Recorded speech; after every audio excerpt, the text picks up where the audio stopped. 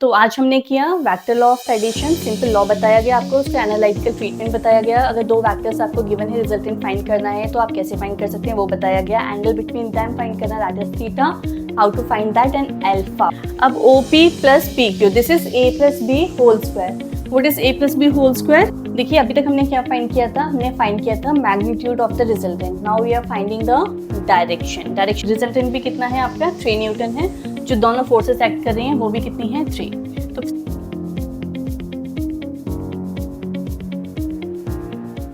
Hello everyone, welcome back to our channel infinity learning world. मैं हूं शिखा और आज हम करने जा रहे हैं क्लास 11 का चैप्टर वेक्टर्स। वेक्टर्स में हमारा एक बहुत इंपॉर्टेंट टॉपिक रह गया था, which is addition of vectors. Addition of vectors के दो रूल्स हैं, we will use triangle law and parallelogram law. तो दोनों को करेंगे, इनका एनालिटिकल ट्रीटमेंट भी करेंगे, ठीक है। So here we start. First of all, what is triangle law? If two vectors can be represented by the two sides of a triangle in same order, they are having same order means ये देखिए, ये triangle के एक side मैंने ली, इसकी direction क्या है, ये बी वेक्टर लिया, इसकी डायरेक्शन क्या है, ये, तो इनका सेम ऑर्डर है। तो अगर दो वेक्टर्स ट्रायंगल की दो साइड्स को रिप्रेजेंट कर रहे हैं सेम ऑर्डर में, तो उसका रिजल्टेंट कौन देगा हमें, थर्ड साइड। कौन सी साइड, ये side which is having reverse direction. Third side which is having reverse direction. That means R vector is equal to A vector plus B vector. This is your triangle law. अब हम इसको prove करेंगे कि यहाँ से वहां तक हम कैसे जा रहे हैं। या अगर मान लीजिए सिंपल आपको इसकी वैल्यूज दे रखी है तो आप पुट करके फाइंड कर लेंगे। अगर आपसे पूछा गया है इस फॉर्म में तो हम क्या करते हैं, पूरा एनालिटिकल ट्रीटमेंट करते हैं। From there we find the magnitude and the direction of the resultant. Okay, so suppose consider, वैसे हमारा ट्राइंगल क्या था, OPS ट्राइंगल था हमारा। This is A vector, this is B vector. हमने क्या किया, डॉटेड डॉटेड आगे एक्सटेंड कर दिया ट्राइंगल को। क्यों एक्सटेंड किया, ताकि इसको एक राइट एंगल ट्राइंगल बना सके। जैसे ही राइट एंगल ट्राइंगल बन गया, अब हम इसमें क्या यूज कर सकते हैं, पाइथागोरस थ्योरम। सो पाइथागोरस थ्योरम हमें क्या बताएगी, using Pythagoras theorem. What is Pythagoras theorem? OS square is equal to OP square equal to OQ square plus SQ square।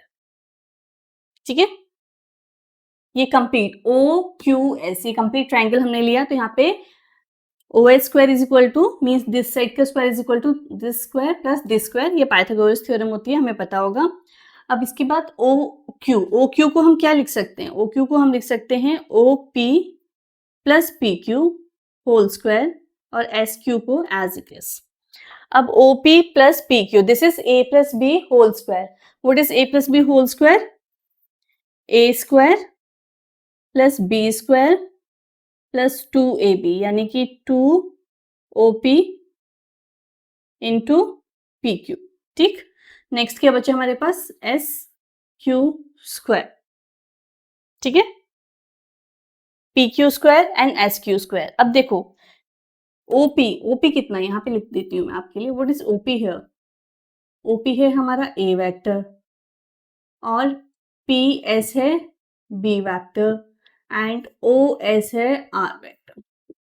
ठीक, तो हमें सारा आंसर किस फॉर्म में चाहिए, इस फॉर्म्स में चाहिए। अब हमारे पास यहाँ पे क्या आ रहा है, हमारे पास यहाँ पे आ रहा है आपका PQ and SQ। PQ and SQ, इसकी हमें जरूरत नहीं है, तो हम क्या कर सकते हैं, ये जो एक छोटा सा ट्राइंगल दिखाई दे रहा है आपको, ये वाला, ठीक है, इस ट्राइंगल में दोबारा पाइथागोरस थ्योरम यूज कर सकते हैं। In triangle PQS, again using Pythagoras theorem, what we have, PS square is equal to PQ square plus QS square. PQ square plus QS square और SQ स्क्वायर एक ही बात है। इन दोनों की प्लेस पे हम क्या लिख सकते हैं, इन दोनों की प्लेस पे हम यहाँ से लिख सकते हैं PS स्क्वायर। तो हम वही लिखते हैं, चलिए यहाँ पे आ जाइए, इन दोनों की प्लेस पे। तो हमें क्या मिला फाइनली, इसमें पुट करेंगे, इस इक्वेशन में पुट करेंगे तो हमें मिलेगा OS square is equal to PS square plus OP square plus twice of OP PQ. ठीक है, अब देखिए, अब पीक्यू की प्लेस पे हमें क्या चाहिए, this is PQ, this is PQ. तो इस छोटे वाले ट्राइंगल की बात करते हैं। इस छोटे वाले ट्राइंगल में cos of theta is equal to pq by ps, pq by ps, और ps क्या है हमारा, ps क्या है हमारा, ps is b वेक्टर।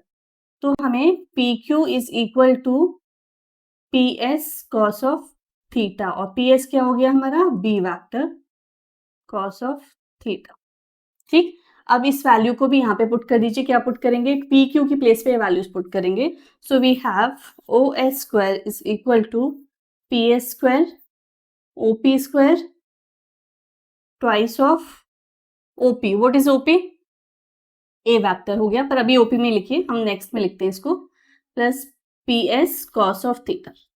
ठीक है, हमने क्या किया, पी क्यू की प्लेस पे क्या लिख दिया, P S cos of theta. अब चलिए, अब हमारा ओपी क्या था, जहां जहां ओपी लिखा है वहां ए वेक्टर लिख दीजिए, पी एस को बी वेक्टर, ओ एस को R vector. So what we have R square is equal to B square A square two A B cos of theta, और दिस इज द रिजल्टेंट, तो this is under root of A square B square two A B cos of theta. तो यहाँ से हम क्या find करते हैं, हम रिजल्टेंट फाइंड करते हैं जब हमें दो वेक्टर्स गिवन होते हैं और उनके बीच का एंगल थीटा हमें पता होता है। ठीक है,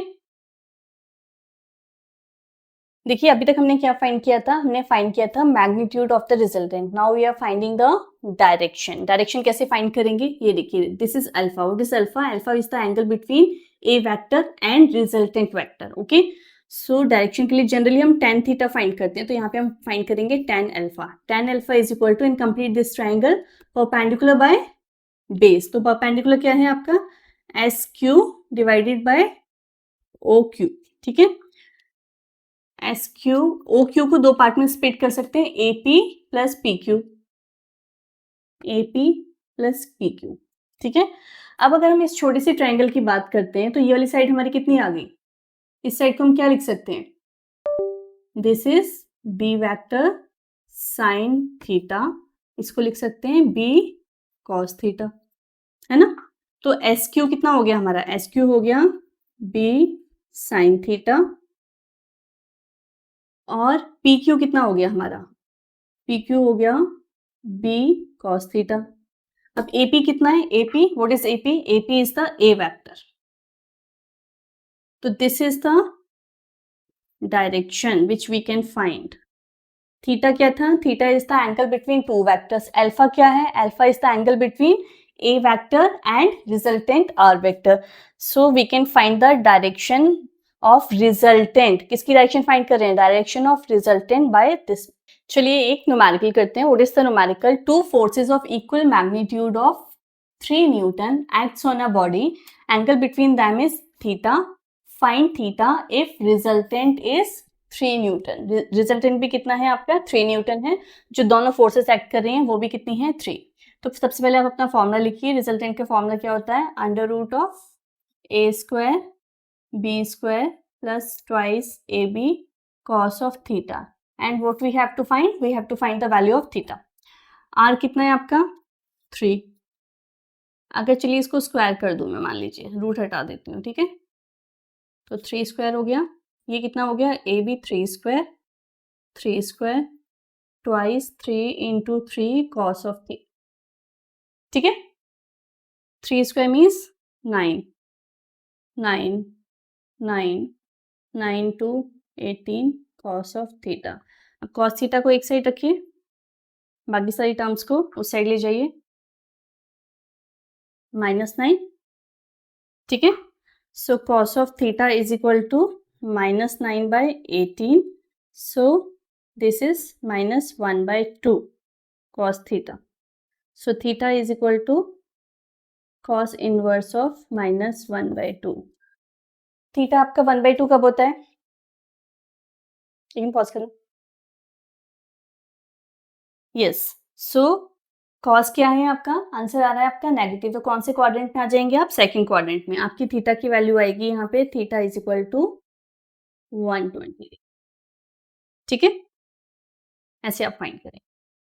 तो आज हमने किया vector law of addition, simple law बताया गया आपको, उसका एनालिटिकल ट्रीटमेंट बताया गया। अगर दो वेक्टर्स आपको गिवन है, रिजल्टेंट फाइंड करना है तो आप कैसे फाइंड कर सकते हैं वो बताया गया। एंगल बिटवीन देम फाइंड करना, that is theta, how to find that, and alpha. तो इसकी और न्यूमेरिकल्स आप प्रैक्टिस करेंगे। Thank you so much, have a wonderful day.